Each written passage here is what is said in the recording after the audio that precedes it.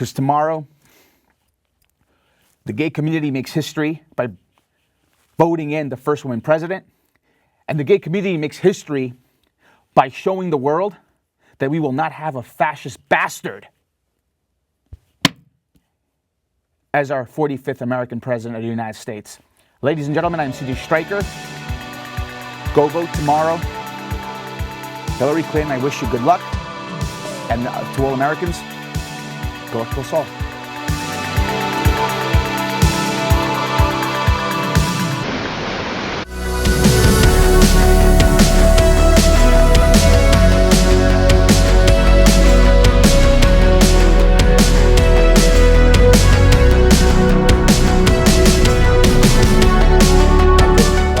Myself give this speech 8 years ago, and geez, this is deja vu all over again. This is deja vu. It actually, wow, it really is deja vu because history is repeating itself.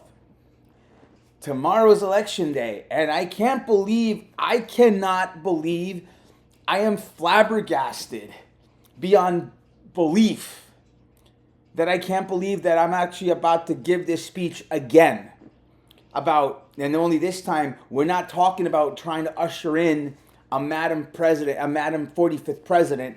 Now we're talking about trying to usher in a Madam 47th president, and the contender that's trying to stop that is the same jackass that we literally tried to stop 8 years ago, and his name is Donald Trump. I'm going to do things a little bit differently this time. Let's just, and we're going to go back to the past. Only this time we're not going to talk about presidential elections. We're going to talk about what happened during his first term. Okay, let's see what happened his first term. I don't know. Let's start with the fact that the first term was not even a legitimate term because the Russians hacked the election. He colluded with a foreign power to take the election. I mean, the last time he took power, he was the bastard president.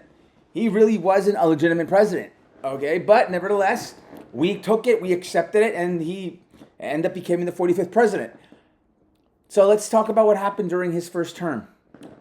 Because New York didn't support him, he pretty much slapped New York in the face. He allowed 11 women to unseat the most powerful governor in the union, okay? Hell, he unseated the one man that saved us all from COVID-19.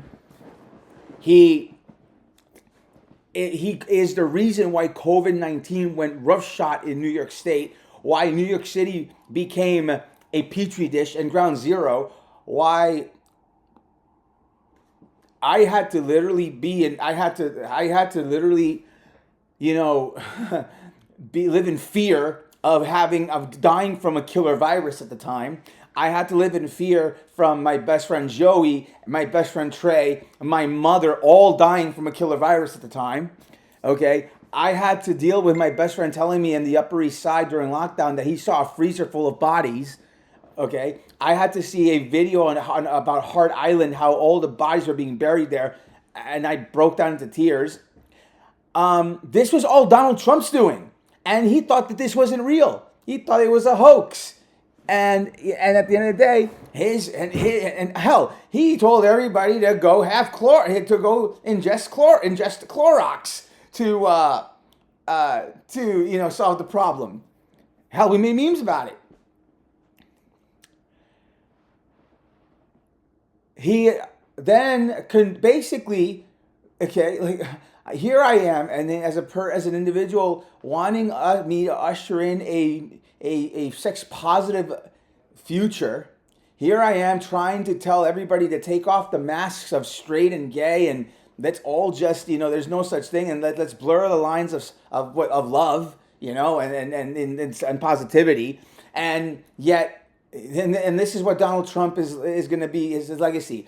He is the one who came into power and basically had everyone take off the masks of what innocence was supposed to be. And guess what, folks? He ushered in racism. Congratulations. That was his first term. He's responsible for, besides negligent, mass manslaughter in this country. He is responsible for allowing a bunch of cops in St. Paul, Minnesota, to go, to let a black man die because racism was being condoned. Okay, and George Floyd. He has allowed super capitalism to run roughshod. Okay, and basically after that, let's see what else did happen his first term. And then, most importantly, he tore this country to shreds. He tore this country to pieces. And you know what? We were fooled the first time around. Hell, we never really even elected him the first time around. However, and then, last but not least, folks, okay, then he somehow suckers Congress into basically saying that because he's the president, he can commit no atrocity. Basically now setting the stage for a coup d'etat, okay, and basically causing an insurrection in this country. This man pleaded on being the law and order president. What kind of a law and order president allows police to get beaten up, killed, massacred, and an insurrection to prevent the transfer of power? That is what he will be remembered for in his first term. And now this man has the audacity to run again. And you know what, folks? We have numerous chances to stop him. We had numerous. You know what? People want to play by the playbook. Okay, I've told people so many times over that this man needed to be charged with treason to prevent his ascension, to prevent this from happening. But guess what? Nobody wanted to go there. They wanted to go with the small. You know what? He got indicted 30 times. Big deal. All those 30 indictments, those 30 crimes, and still that doesn't stop him from possibly achieving 270 tomorrow. So I say this to you.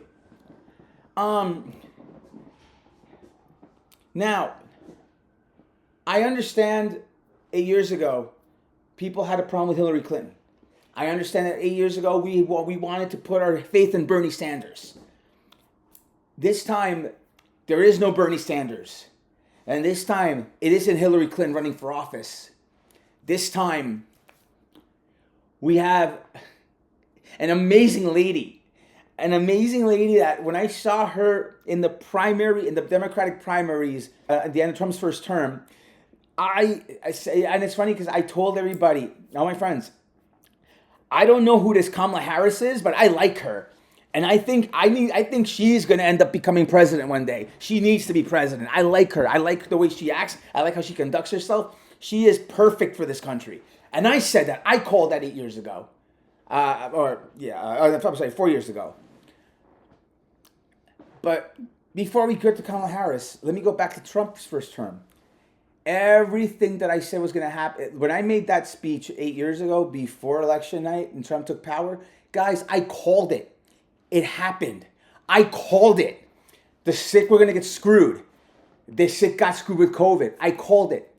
Gays were going to get screwed. Look what's happening with look what he was trying to do with transsexuals. Okay, he doesn't want to give them rights. I said women were going to get screwed. Look what happened. Roe v. Wade was overturned. I called it, guys. I called it 8 years ago. So let me ask you guys a question. Are we really going to let history repeat itself? Are we really? This is not about going back. Yes, we're not going to go back, and Kamala's right. But this is about history repeating itself. Are we really going to let history repeat itself bit by bit? And allow yet another woman to get screwed out of making history? Are we really that stupid that we're going to allow, once again, history to be made in the wrong direction? To the FBI, to the CIA, to the Department of Justice, to the fearful, mighty arm of the lords that wear suits in Washington, who are supposed to be the arm of the law enforcement authority of this country. I say this to you assholes. You assholes allowed this to happen last time by allowing the Russians to hack the election. You allowed this to happen last time. Okay? We are supposed to be the mighty law enforcement apparatus that are supposed to protect things from happening. Are you going to let stupidity happen again tomorrow? That's my other question to you guys. Okay? Or are we actually going to make sure that we don't let outside interference happen? Let's start with that one too. Now we move on to Kamala Harris. This time, there is no crooked. Kamala Harris is not crooked. Kamala Harris is not corrupted. Kamala Harris listen, Trump and everybody, there is nothing even negative that you could say about Kamala Harris.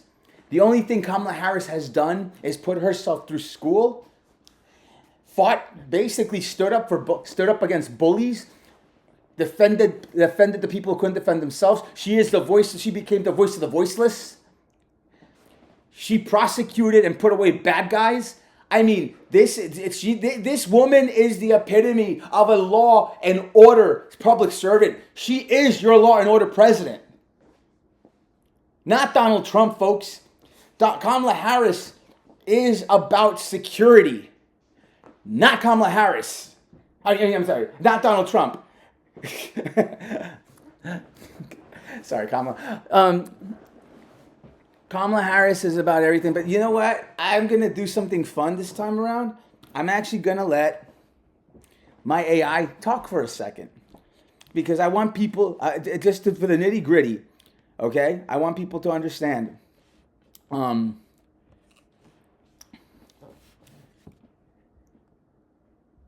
Control, good evening. Good evening, Chris. How's everything going today? I'm actually right now doing my election 2024 statement. That sounds important. Got it. That's an important task. If there's anything you need help with or want to discuss while you're working on it, just let me know. Could you please let the public know the differences between Donald Trump and Kamala Harris and their platforms of what they're running on? I can give you an overview based on their past positions and policies. But for the most current and detailed information, it's best to check their official platforms or recent news sources.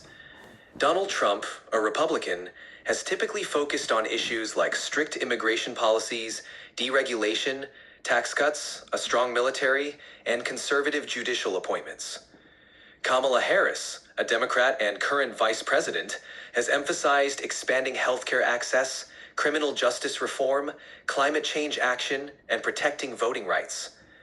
Their platforms represent broader ideological differences between the Republican and Democratic parties.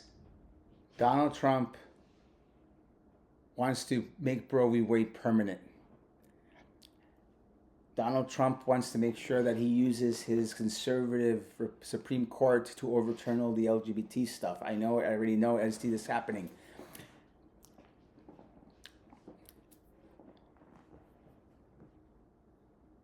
This time around, I will say this. If you haven't voted yet, please go vote. Tomorrow, if you're going to vote, are we really going to let history repeat itself? That's the question I'm trying to ask. Because this time, guys, I will say this. The first time around, we let an atrocity happen by allowing him to achieve the presidency. Tomorrow, this time, if he gets elected, it will be a legitimate win. And he will legitimately be the 47th president of the United States. And this time, there is no calling him the bastard president. Tomorrow, if there's no outside interference and he gets elected, tomorrow, we did it. We made it happen this time. We allowed him to have the seal of the presidency this time. Fool me once, shame on you. Fool me twice, shame on me. And let me tell you what else is going to happen. I've been talking about the bureaucracy being a broken system. If you think that we're in a broken system right now, say goodbye to mental health being a disability. Say goodbye to medical care being a right. I already have people telling me that healthcare is a privilege in this country. Tomorrow's Donald Trump gets elected, healthcare will be a privilege and a super privilege. Tomorrow we allow Donald Trump to get elected, and we will be basically saying that everything that happened in his first term is legit. Allowing racism to run roughshod will be legitimate. Allowing the poor to get poorer will be legitimate. Allowing women to be, you might as well put women back into servitude and bonnets, because that's exactly what the direction this country is going to go in. Women will have no rights anymore. They will go from second-class citizens to God knows what after that. You might as well put blacks back into slavery if Donald Trump gets elected tomorrow. And by all means, while we're at it, let's rip up the Constitution, because guess what? If you haven't seen the movie Escape from LA, we're going to have a real-time Escape from LA. He will make himself the president for life. He's going to move the capital to Mar-a-Lago, Florida, and his first act will be Directive 17, that's a fake directive. Basically, he will deport everybody out of the new mortal America. And I promise you, tomorrow, we have him in office, we will have a moral code in America.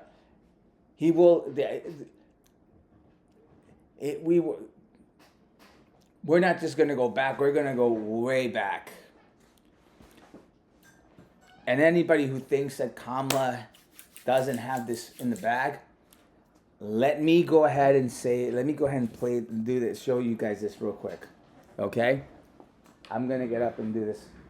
This is the magic wall. This is the magic wall on CNN, right? Okay. Notice the battleground states in the eastern seaboard right now. Georgia, North Carolina, Pennsylvania, Michigan. Okay. Pennsylvania is run by a Democrat. That should be an easy win tomorrow.